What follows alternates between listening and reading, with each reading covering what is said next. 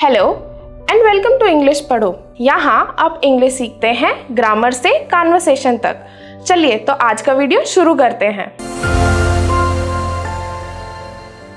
आज के वीडियो में हम WH वर्ड्स यानी कि क्वेश्चन वर्ड्स के बारे में सीखने वाले हैं और उनको किस तरह से हम यूज़ करते हैं और किस तरह से उनको यूज़ करके सेंटेंस फॉर्मेशन जो है वो की जाती है। तो सबसे पहले देखते हैं कि WH वर्ड है कौन से, हमारे क्वेश्चन वर्ड्स जिनको हम कॉमनली यूज़ करते हैं। Who, where, when, why, what, which and how. आज हम समझेंगे कि इनको किन चीज़ों के लिए बेसिकली यूज़ किया जाता है। जैसे कि अगर हम हु की बात करें तो वो हमेशा रिप्रेजेंट करता है किसी पर्सन या फिर लोगों के लिए।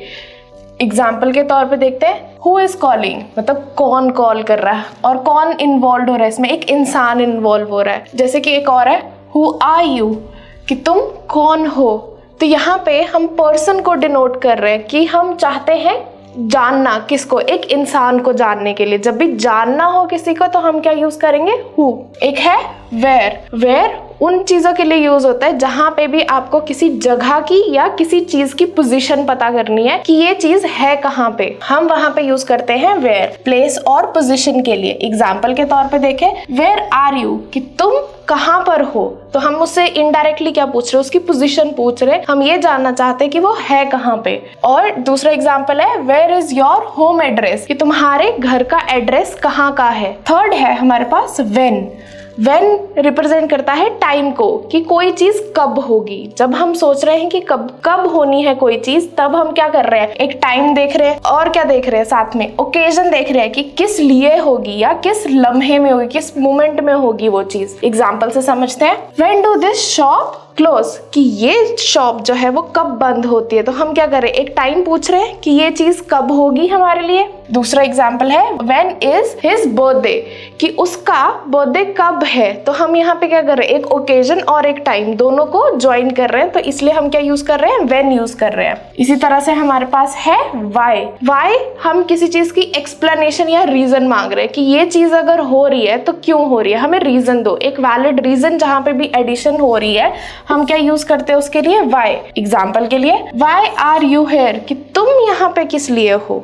या व्हाई इज ही देयर, कि ये वहां पे क्या कर रहा है। तो हमने क्या किया, रीजन मांगा किसी चीज के होने का। तो जब भी हम रीजन मांग रहे हैं किसी चीज के होने का तो हम यूज कर रहे हैं व्हाई। इसी तरह से जब हम यूज करते हैं व्हाट, व्हाट क्या रिप्रेजेंट करता है कि हम किसी स्पेसिफिक चीज या किसी भी स्पेसिफिक इंसान के लिए या ऑब्जेक्ट के लिए पूछ रहे हैं। जब हम वो चीज कर रहे हैं जहां पे हमें बहुत ज्यादा स्पेसिफिक होना पड़ जाए किसी भी चीज या ऑब्जेक्ट को लेके, तो हम क्वेश्चन किस चीज से शुरू करते हैं, व्हाट से। वो होता है, एग्जाम्पल देखते हैं, What is making noise, की आवाज क्या चीज कर रही है। या एक और एग्जाम्पल देखते हैं, What do you think। अब यहाँ पे हम किसी दूसरे पर्सन से ये पूछ रहे हैं कि तुम्हारा इस पे क्या ओपिनियन है। एक और है which। which हमेशा रिप्रेजेंट करता है जब भी आपके पास चॉइस है करने के लिए या आपको दो अल्टरनेटिव्स दिए गए हैं कि आप इन दोनों में से चूज कर लो, तब हम यूज करते हैं which। एग्जाम्पल देखते हैं,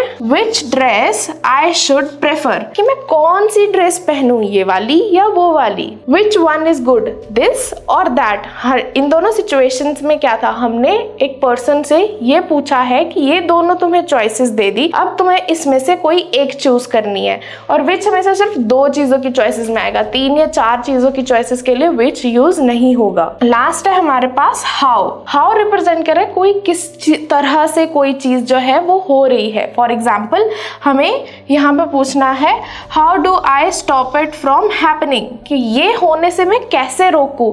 जब हमारे पास कैसे का क्वेश्चन आ रहा है तब हम क्या यूज करते हैं, हाउ यूज करते हैं। और हाउ को हम एक दो और चीजों के साथ यूज करके अलग अलग मीनिंग निकाल सकते हैं। फॉर एग्जाम्पल अगर मुझे पूछना हो कि कोई चीज कितनी बार में हो रही है, मतलब क्या फ्रीक्वेंसी के साथ हो रही है, तो मैं यूज करूंगी हाउ ऑफन दिस हैपन्स, कि ये कितनी बार होता है तुम्हारे साथ। तब क्या कर रही हूँ मैं, इनडायरेक्टली यही पूछ रही हूँ ना कि फ्रीक्वेंसी क्या है, कितनी बार हो रहा है, तो मैं क्या जानना चाह रही हूँ, फ्रीक्वेंसी क्या है। अब मुझे अगर किसी से हाउ यूज करके ये पूछने कि वो कितने साल का है, ये कितने साल पहले ये चीज हुई है, तो हम क्या यूज करेंगे, हाउ ओल्ड। अब अगर पर्सन से पूछना है तो हाउ ओल्ड आर यू। और अगर हमें किसी ऑब्जेक्ट के बारे में पूछना है राइट, तब हम क्या यूज करेंगे, how old is this building या how old is your dog. अगर हमें काउंटेबल या अनकाउंटेबल नाउन्स के साथ क्वेश्चंस फॉर्म करने हैं हाउ को यूज करके, तब क्या होगा, जैसे कि how many people live there, तब हम क्या कर रहे हैं, हम पूछ रहे हैं कि कितने लोग, काउंट कर सकते हैं ना यहाँ पे कि कितने लोग वहां पे रह रहे हैं, तो क्या हो गया, ये काउंटेबल नाउन हो गया, how many people are there.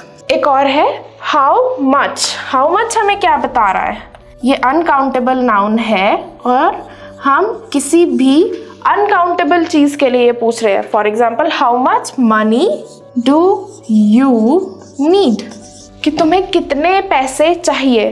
तो इस तरह से हम हाउ को अलग अलग तरह से यूज कर सकते हैं एक ही तरह की इंफॉर्मेशन निकालने के लिए, वो है कि वो किस तरह से, किस मैनर में है या किस फॉर्म में है। तो हमने जब फॉर्म की बात करी तो हमने हाउ के साथ मैनी और मच लगा दिया, क्योंकि हम एक जगह पे काउंट कर सकते, एक जगह पे काउंट नहीं कर सकते, इसलिए दो अलग अलग लग गए। अगर हमें पूछना है कि वो किस फॉर्म में है, हाउ ओल्ड लगा दिया साथ में, हमें ये जानने के लिए कि वो कितनी पुरानी है, किस तरह की है।